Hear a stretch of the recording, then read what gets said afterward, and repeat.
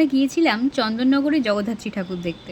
আর চন্দননগরে জগদ্ধাত্রী ঠাকুর দেখতে যাব আর সূর্যকুমার মোদকের জল ভরা তালশাঁস খাবো না, এটা কি হতে পারে? এই যে এই দোকানে বিভিন্ন সাইজের আছে, 45 টাকা থেকে শুরু, 90 টাকা পর্যন্ত আছে। এই একটা মিষ্টিও আমরা নিয়ে নিয়েছিলাম, বেশ সুন্দর খেতে।